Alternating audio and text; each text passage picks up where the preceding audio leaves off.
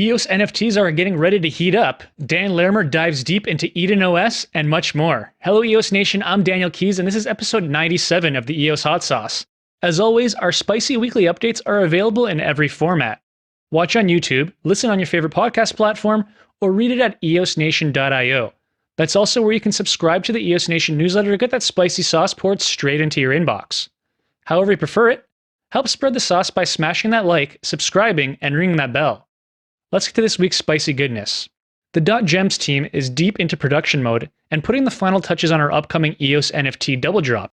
We've been busy onboarding many artists who have never published NFTs on EOSIO, and the response to Atomic Hub functionalities have been very positive. Turns out having no gas fees or minting fees is something artists really appreciate. Who could have known? The Dream Big series is .gem's first fan art challenge and features 50 amazing designs from 47 wonderful artists. This collection will feature 3 different rarities, 85% common, 12.5% rare, and 2.5% ultra rare. In total, there are 150 different NFTs in this beautiful collection. We think the EOS community will really enjoy this series and we can't wait to show it off all to you. The revenue generated by the sale is distributed 50% to the artists and 50% to .gems, which includes revenue from the primary sales and secondary sales. For the secondary sales revenue, we've introduced a bit of NFT DeFi flair to the release by awarding our artists a Artist Share NFT that can be held to earn the monthly secondary sales revenue or traded on the marketplace if they prefer to sell their share. It's important to note that we plan on doing many more art challenges in the future, and these Artist Share NFTs will continue earning their share of all future art challenges' secondary market sales. Speculators can buy these shares for the long-term passive income potential while allowing the artists to cash out more value up front. Our artists are also given their common designs #1 mint, which can be held pridefully in their NFT collection or sold on the market to boost their income from this release.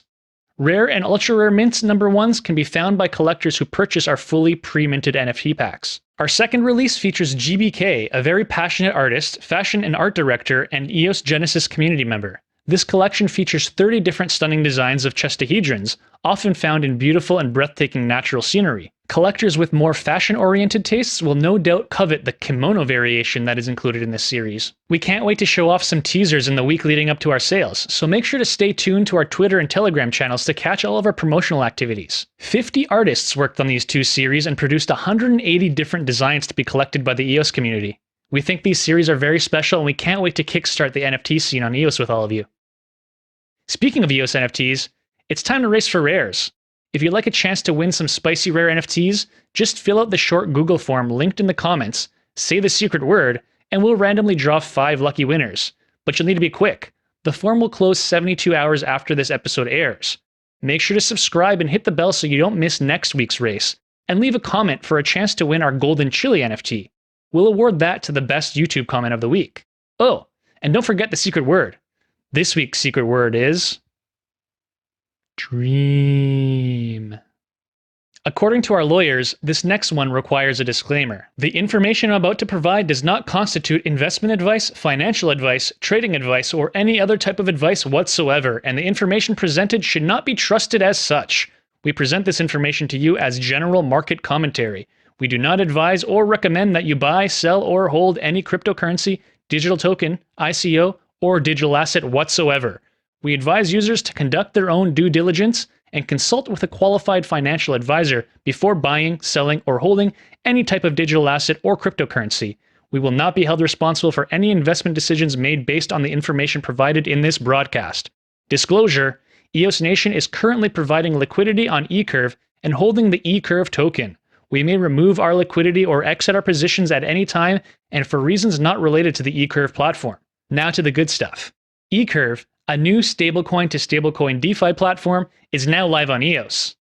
Launched last week and built by the DApp account DAO, the eCurve platform allows users to enjoy cross-chain liquidity on pooled stablecoins. Users can mine the platform's token, eCurve, by adding ETH-based or EOS-based stablecoin liquidity or time-locking the DApp account DAO tokens, DAD.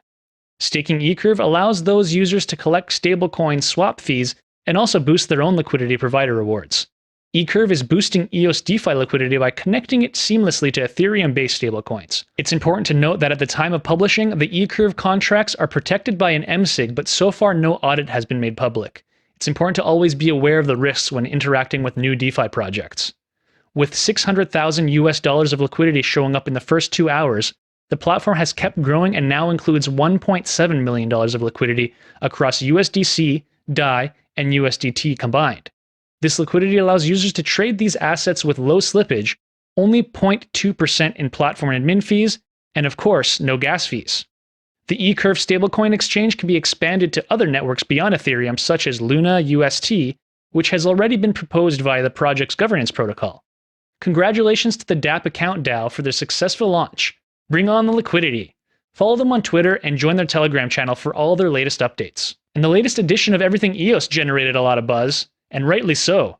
It's the first time Dan Larimer has been hosted on the podcast since leaving block.one, and it provided an avenue to extend some clarity to the EOS community, especially now that he's fully returned. Yves was also on the air for the program to discuss how EOS could provide a counterbalance for the EOS community to its stake-weighted governance system. After examining the recent gloom in the EOS community, Dan restated the fact that EOS is its community members. He pointed out that the network has a high potential and members of the community should be looking to harness that potential by taking ownership of EOS. Dan also discussed how leaders could be elected to direct community resources. A top layer, middle layer, and bottom layer would exist with certain levels of autonomy, power, and resources. The structure of the political playoffs is designed to select individuals who are most capable of gaining consensus from 7 in a group of 10 to get elected. This creates a truly democratic governance model. According to Dan, EOS can also create an incentive to invite people into EOS to achieve consensus and achieve unity in the community. Yves was in agreement and also spoke about the importance of inflation in the financial system of EOS to generate other economic activity. He also spoke about the need to generate more external economic activity for EOS by incentivizing external players with features like the new power-up model and staking pools. He mentioned that there is a bit of uncertainty surrounding the results of the new features, but also the fact that there is more to lose from not implementing them than doing so. Moving on now to the world of Ultra. 3 months after the public release of the Ultra platform, Wave 1 of the launch is already coming to its conclusion. To mark the occasion, Ultra released an update on the strides the platform made since the launch early in the year. Some of the achievements include exchange listing. Ultra native token EOS was listed on Korean exchange Bithumb on February 22nd. With Korea being a major e-gaming market, this is a great stride for Ultra. EOS was also listed on Gate.io, and the team is working on other listings too.